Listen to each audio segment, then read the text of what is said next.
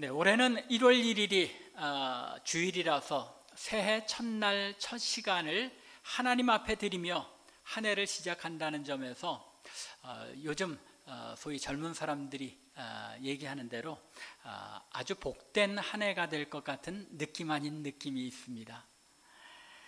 성도들에게는 새로 시작되는 한 해의 첫날 첫 시간에 하나님께 예배하며 시작할 수 있다는 것이 가장 큰 축복 중에 하나이기 때문입니다. 일반적으로 새해 첫 예배는 다가오는 한 해 동안 하나님 앞에 우리가 살아가고자 하는 목표를 정하고 그 목표를 이루어가며 하나님께 자신을 드릴 결단을 하는 예배이기 때문에 더욱 특별한 의미를 지니는 예배이기도 합니다. 여러분들이 이미 개인적으로 기도하는 가운데 자신이 한 해 동안 이룰 계획과 목표를 설정하기도 하였겠지만, 교회의 지체로서 우리 모두가 한 마음으로 이루어갈 2023년의 표어를 정하고 함께 그 목표를 이루어가는 한 해가 되기를 결단하는 예배이기도 합니다. 2023년에 우리의 표, 이미 여러분들 주보 첫 페이지 맨 위에 보신 분들도 있겠지만 그 표가 무엇입니까? 속사람을 강건하게 하소서입니다.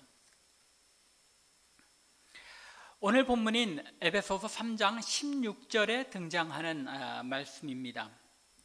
올해 2023년의 표어를 마음 깊이 새기는 한편, 올해 한 해 동안 하나님께서 우리의 삶의 목표로 주신 말씀이 어떤 뜻인지를 깨닫고 마음에 새기며 한 해를 시작하기 위해서 사도 바울이 이 표의 말씀을 언급한 오늘의 본문 말씀을 이제 이번 주와 다음 주 두 번에 걸쳐서, 혹시 길어지면 세 주에 걸쳐서 살펴보게 될지도 모르겠습니다. 하지만 그 가운데 올해 한 해 동안 우리에게 하나님께서 주실 그 은혜를 우리가 함께 나눠보기를 원합니다. 여러분들이 이미 읽으신 것처럼 오늘 본문의 말씀은 에베소 교회 성도들을 위한 사도 바울의 기도입니다. 기도라는 것이 아주 분명하게 나타나 있죠.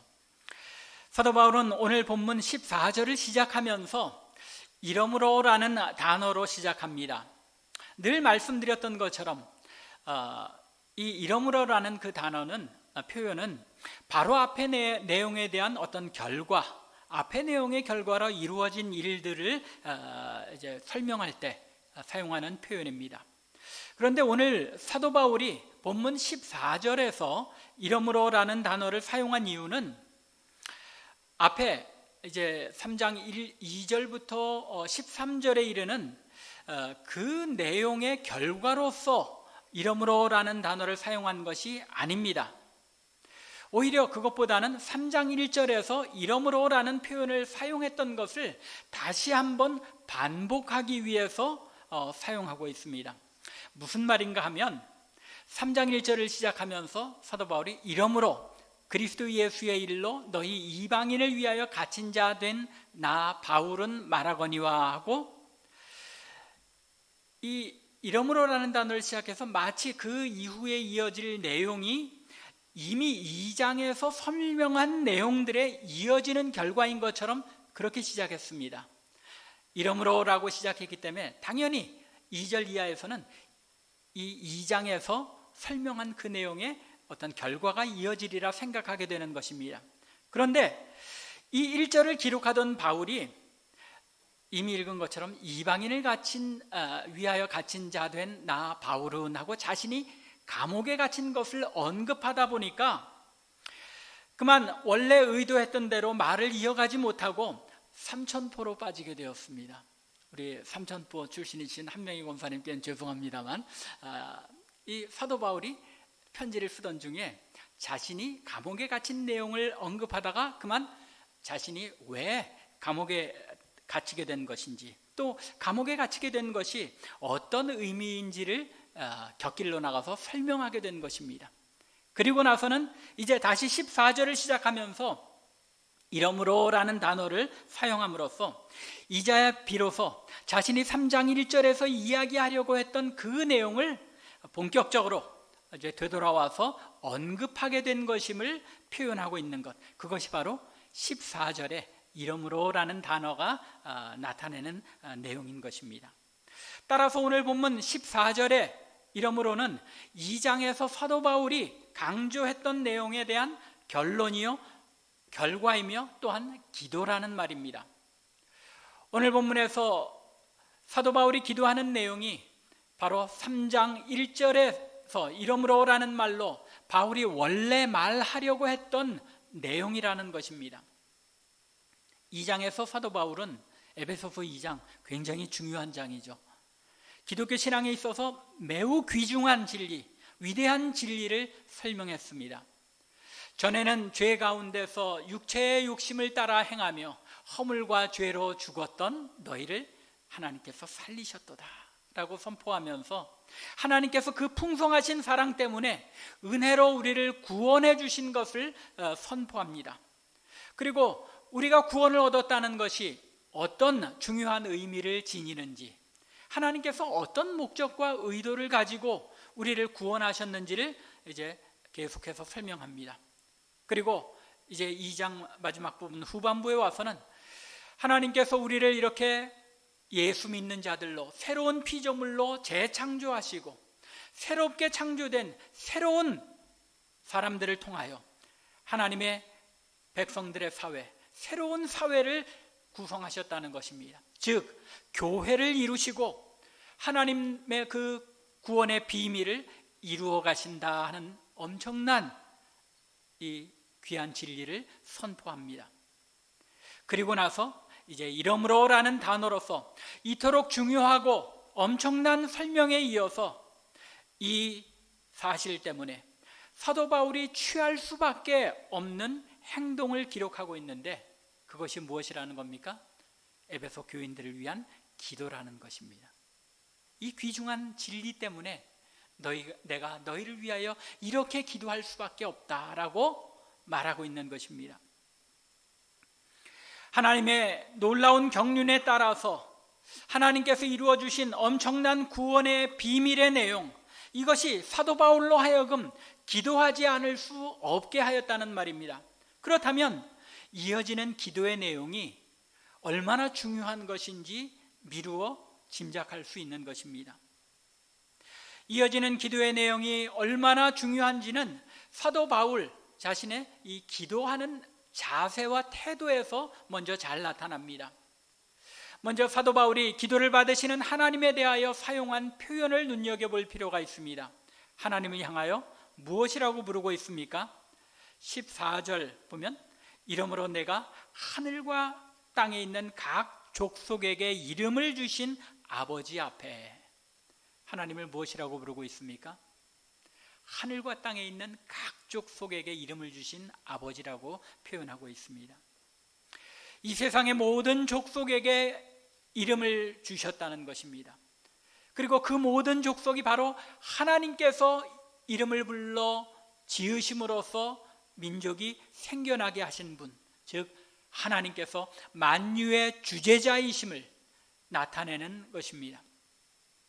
사도 바울은 이처럼 하나님을 가리켜 모든 민족을 존재하게 하신 주재자이심을 강조하는 한편 아버지라고 부름으로써 자녀를 사랑하는 아버지로서 자녀들의 간구를 들어주시기를 간청하고 있는 것입니다.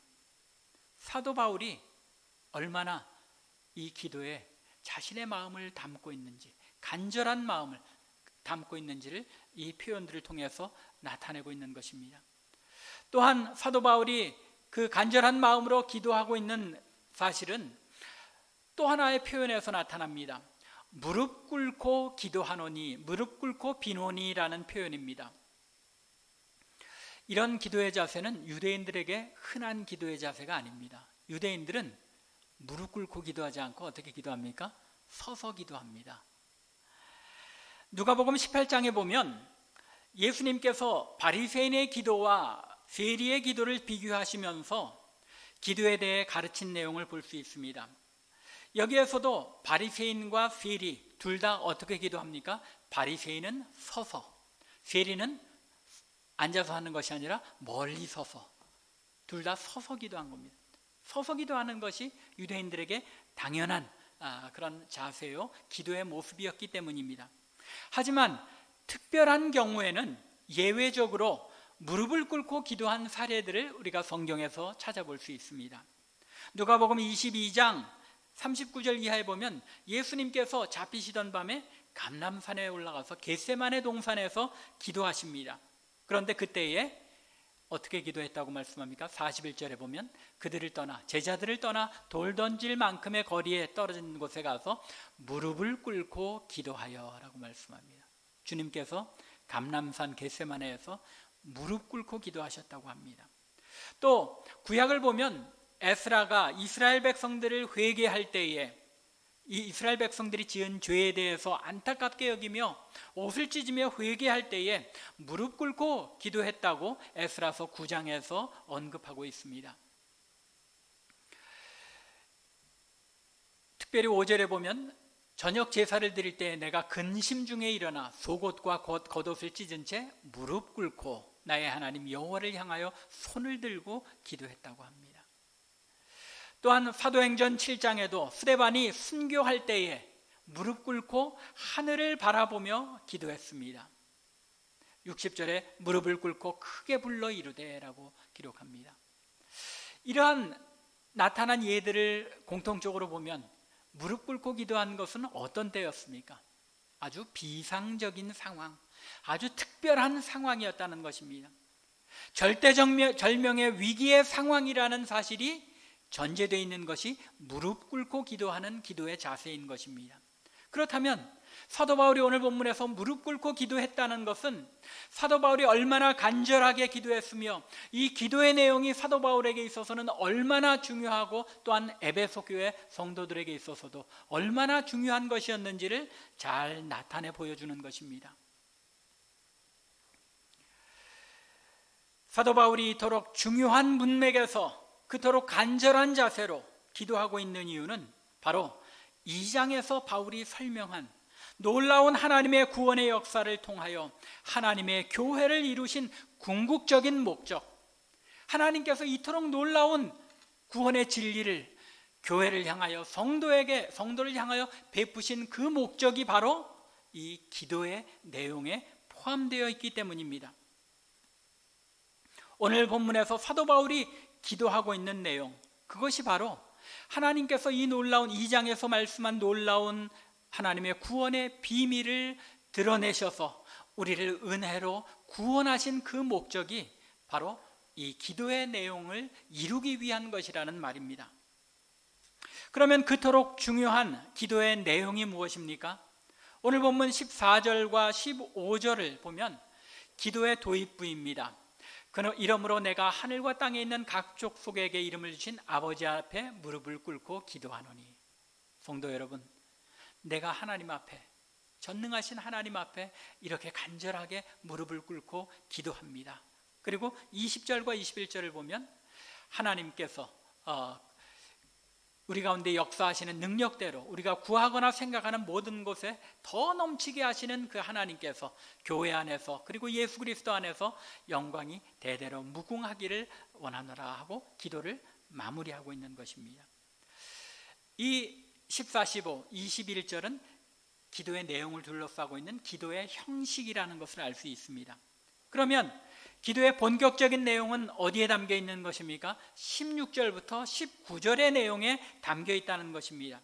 따라서 이 중심적인 내용을 살펴보아야 하는데, 이 기도의 내용을 잘 읽어보면 표면적으로는 바울의 기도의 요점이 세 가지인 것을 알 수 있습니다. 여러분들, 이게 성경을 여러분들이 읽어가는 방법입니다. 그러니까 잘 눈여겨보시고, 특별히 에베소서 같은 서신들, 사도 바울이 쓴 서신들은 꼼꼼히 잘 읽어가면서 논리적으로 생각하지 않으면 그 내용을 잘 따라가기가 쉽지 않습니다. 이 내용에 세 가지, 우리 한글로 읽을 때 세 가지가 나타나는데, 첫 번째는 속사람을 능력으로 강건하게 해주시기를 간구합니다. 16절이죠. 속사람을 능력으로 강건하게 하시오며 라고 기도의 한 마무리를 합니다. 그리고 두 번째는 17절 상반절로 믿음으로 말미암아 그리스도께서 너희 마음에 계시게 하시옵고. 이것도 기도의 한 부분의 마무리죠. 그리고 마지막 세 번째는 조금 긴데 17절 하반절부터 시작해서 19절입니다. 그래서 이렇게 해 주셔서 하나님의 모든 충만하신 것으로 너희에게 충만하게 하시기를 구하노라 라고 기도합니다. 우리 한글 성경을 잘 따라가면서 읽어보면 기도의 내용이 세 가지인 것이 분명히 나타나는 것 같습니다. 하시며 하시옵고 하시기를 구하노라 하고 이 기도의 구조를 나누고 있습니다. 그런데 표면적으로는 세 개로 나타난 이 기도의 제목들이 분명하게 구분되는 것 같지만 사실 헬라어 원문을 보면 이 세 가지의 기도의 내용은 서로 아주 밀접하게 연관되어 있는 것을 알 수 있습니다.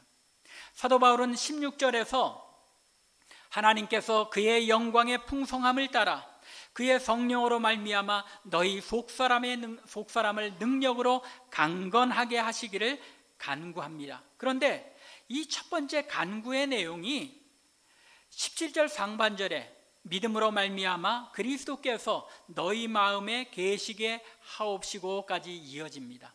문장의 구성이 그렇다는 겁니다. 헬라어로 된 문장을 보면 16절과 17절이 연결된 기도의 내용이라는 것입니다. 한글 성경에서 16절이 하나의 기도의 내용이고 17절 상반절의 내용이 마치 두 번째 기도의 내용으로 연결되는 것처럼 번역하였는데 사실 17절 상반절의 내용은 첫 번째 기도 16절에 너희 속사람을 강건하게 하셔서 이루어지는 결과인 것입니다. 무슨 이야기인지 여러분들 잘 이해하시기 바랍니다.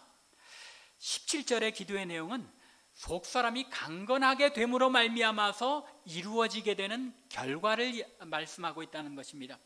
그러므로 보다 정확하게 이 두 내용을 연결해서 이해하면 하나님께서 그의 영광의 풍성함을 따라 그의 성령으로 말미암아 너희 속사람을 능력으로 강건하게 하심으로써 믿음으로 말미암아 그리스도께서 너희 마음에 계시게 하시옵고라는 의미가 됩니다.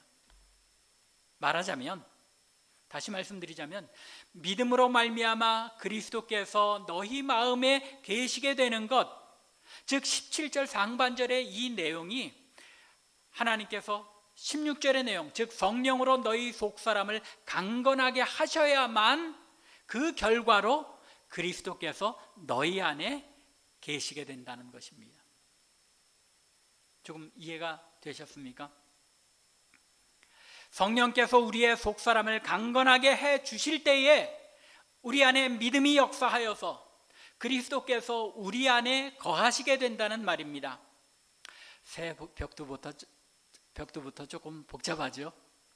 그런데 조금 복잡해 보이는 이 내용에 중요한 믿음의 비밀이 담겨 있습니다. 우리가 이 믿음의 내용에 대해서 잘 이해해야 될 아주 중요한 내용이 이 안에 담겨 있다는 것입니다. 사도 바울은 먼저 우리의 속사람이 강건하게 되어서 그 결과로 그리스도께서 우리의 마음에 거하게 된다고 말씀하고 있는 것입니다. 그리고 그것이 무엇에 따라 이루어진다고요? 그의 영광의 풍성함을 따라 이루어진다는 사실을 강조하고 있습니다. 즉 우리의 속사람이 강건하게 되어지는 이 일은 하나님께서 당신의 영광의 풍성함에 따라서 성령을 우리에게 부어주심으로써 일어나는 일이라는 것입니다. 하나님께서 자기의 영광을 나타내시려는 그 충만한 영광의 풍성함 때문에 당신의 영광을 나타내기 위하여 우리의 속사람을 강건하게 해주시고 또 그리스도께서 그 결과로 우리 안에 거하시게 해주시는 것이지, 내게 무슨 능력이 있거나 또 합당한 자격이 있거나 공로가 있어서 그리스도께서 내 안에 거하시는 것이 아니라는 말입니다. 전적으로 하나님의 은혜로 주어진 상황이라는 말입니다. 그래서 사도 바울은 이어서 그의 성령으로 말미암아 능력으로라는 말을 덧붙입니다. 우리의 속사람이 강건하게 되는 것, 그것은 하나님께서 당신의 영광의 풍성하심 때문에 그의 성령을 우리에게 부으심으로써 그 능력, 성령의 능력으로 역사하시기 때문에 우리의 속사람이 강건하게 되어지는 것이고, 또 우리의 속사람이 강건하게, 성령의 능력으로 강건하게 되어질 때에 우리가 믿음을 가지게 되고 그 믿음 안에서 그리스도께서 우리 안에 거하시게 된다는 것입니다. 이 우리의 신앙의 논리가 분명하게 이해가 되십니까? 그냥 내가 예수 믿습니다 하고 내 능력과 의지로 함으로써 그리스도께서 내 안에 거하시게 되는 것이 아니라는 것입니다. 우리의 속사람을 하나님께서 은혜로 강건하게 하실 때에 비로소 그리스도께서 우리 안에 거하시게 된다는 말입니다. 이것이 2023년 우리의 표어가 속사람을 강건하게 하자가 아니라 속사람을 강건하게 하소서인 이유입니다. 여러분들 말 한마디가 참 다르죠? 구호라고 하면 속사람을 강건하게 합시다 하고 구호로 외치고 나가야 할 것 같은데, 그게 아니라 올해 우리의 구호는 하나님이여 올해 한 해 우리의 속사람을 강건하게 해 주시옵소서. 이것이 우리의 표어라는 것입니다. 우리가 하는 것이 아니라 하나님께서 성령의 능력으로 우리의 속사람을 강건하게 해 주셔야만 우리가 믿음을 가지고 그리스도께서 우리 안에 거하시고 우리가 그리스도 안에 거하는 그리스도와의 연합이 이루어지는 것이기 때문입니다. 그러면 여기서 한 가지 의문이 생깁니다. 사도 바울이 16절과 17절 상반절에서 우리의 속사람이 강건하게 되어서 그 결과로 그리스도께서 우리의 마음에 계시게 되는 것이라고 기도하고 있습니다. 그런데 사도 바울이 이 기도가 이루어지기를 원하는 기도의 대상이 누구입니까? 에베소 성도들입니다. 저들은 이미 예수를 믿는 사람들입니다. 그렇다면 예수를 믿는 에베소 성도들이, 그들이 이미 예수를 믿고 있음에도 불구하고 아직 그들의 마음에 예수 그리스도께서 계시지 않는다는 말입니까? 사도 바울이 왜 그리스도께서 마치 저들 안에 계시지 않은 것처럼 기도하고 있는 것입니까? 사도 바울이 여기서 기도하고 있는 내용은 그런 뜻이 아닙니다. 사도 바울은 예수 그리스도께서 성도 안에 내주하시는, 성도 안에 거하시는 상태의 정도의 차이에 대해서 말씀하고 있는 것입니다. 다시 말하자면 그리스도께서 우리 안에, 내 마음 안에 계시기는 한데 내 마음을 내가 주장하기 때문에 내 마음 한구석에 계시는 것이 손님처럼 계시느냐, 아니면 예수 그리스도께서 내 삶을 온전히 주관하시는 주인으로서 완전히 자리 잡고 거하시느냐의 차이나 마찬가지라는 것입니다. 이러한 사실은 사도 바울이 표현하고 있는 계시게 하옵시고 라는 이 단어의 뜻에도 잘 나타납니다. 헬라어에는 거한다 혹은 머문다는 뜻에 사용되는 단어가 두 가지 단어가 있습니다. 하나는 나그네로서 일시적으로 머문다는 뜻으로 사용되고, 다른 하나는 완전히 정착하여 머문다는 뜻으로 사용됩니다. 오늘 본문에 사용된 단어의 의미가 바로 이 두 번째, 일시적으로 머문다는 뜻이 아니라 완전히 정착하여 머물게 하옵시고 라는 뜻입니다. 여러분들의 마음에 올해 한 해 하나님께서 성령의 능력으로 속사람을 강건하게 하셔서 그리스도께서 그저 내 마음의 한구석에 계시는 것이 아니라 내 속사람 전부를 주관하시고 주장하는 이런 변화가 있기를 간구한다는 것입니다. 그리스도께서 우리의 마음의 주인으로서, 왕으로서 우리 속에 완전히 정착하여 거주하시면서 우리의 전 인격을 다스리시는 상태를 우리가 올해 한 해 기도하며 이루어가기를 소망해야 한다는 것입니다. 사도 바울은 고린도후서 4장 16절 이하에서 우리에게 겉사람과 속사람 두 존재가 있다고 말합니다. 그리고 육신에 속한 겉사람은 낡아지고, 옛날 표현에서 후패한다고 그랬죠. 우리의 육신은 여러분들이 잘 아시는 것처럼 늙어가며 우리의 육신은 낡아갈 수밖에 없습니다. 그러나 우리의 속사람은 시간이 갈수록 새로워진다고 말씀하고 있습니다. 따라서 사도 바울이 여기서 말하는 속사람이라는 것은 그저 우리가 흔히 말하는 외유내강이라는 그런 단어나 세상 사람들이 말하는 것 같은 내 속마음은 그런 게 아니야 라고 말할 때 사용하는 그런 속마음, 속사람을 가리키는 것이 아닙니다. 사도 바울이 말하는 속사람은 믿지 않는 사람들에게서는 찾아볼 수 없는 영적인 존재인 것입니다. 즉 성령께서 우리에게 찾아와서 죽었던 영을 살리시고 거듭나게 하심으로써 우리 안에 새롭게 존재하게 된 영적인 존재인 나, 하나님께서 새로 창조하신 영적인 존재로서의 나 자신, 그것이 사도 바울이 말하는 속사람이라는 표현의 뜻입니다. 따라서 우리의 속사람이 강건하게 된다는 것은 믿지 않는 자들에게는 존재하지 않는 내 안에 영적인 전인격이 강건해진다는 것을 뜻합니다. 또한 속사람이 강건하게 된다는 것은 영적인 나의 존재가 어린아이의 상태로부터 점점 장성한 믿음의 분량까지 자라가는 것을 가리키는 것입니다. 그래서 사도 바울은 고린도 교회에 편지하면서 고린도전서 3장 1절과 2절에서 고린도 교회의 성도들을 향하여 그들이 마치 영적으로 어린아이인 것처럼 대한다고 말합니다. 영적으로 어린아이와 영적으로 성숙한 그런 존재가 있다는 것입니다.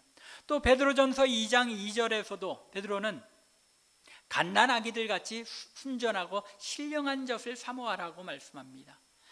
영적으로 갓난아기들이 있다는 것입니다.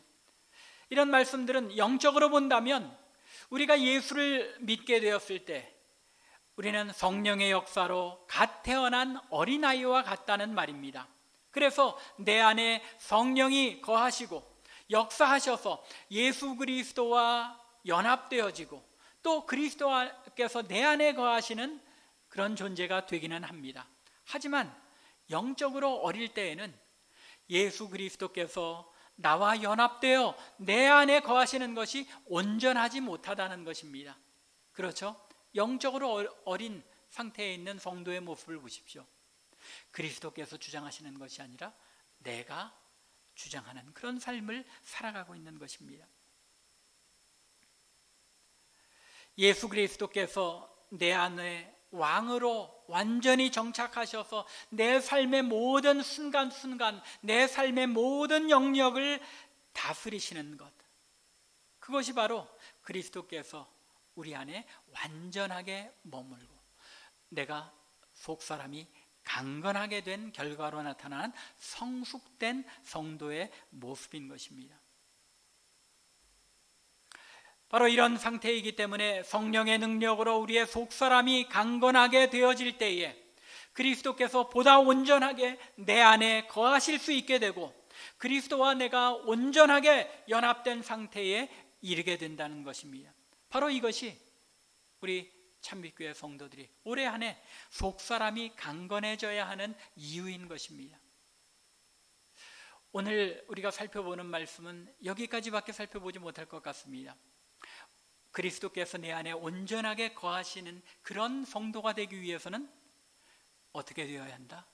하나님께서 은혜로 성령의 능력으로 우리의 속사람을 강건하게 해 주셔야 된다는 것입니다.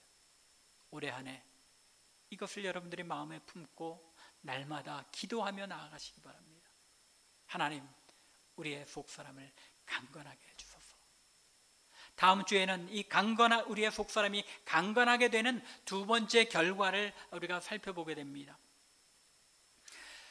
성령의 능력으로 우리의 속사람이 강건하게 된다는 것은 영적으로 어린아이와 같은 상태에서 벗어나서 예수 그리스도께서 우리 안에 온전히 거하심으로 말미암아 성숙된 신앙인의 모습을 나타내는 것을 가리킵니다. 어린아이들은 어떻습니까? 자기중심적이죠.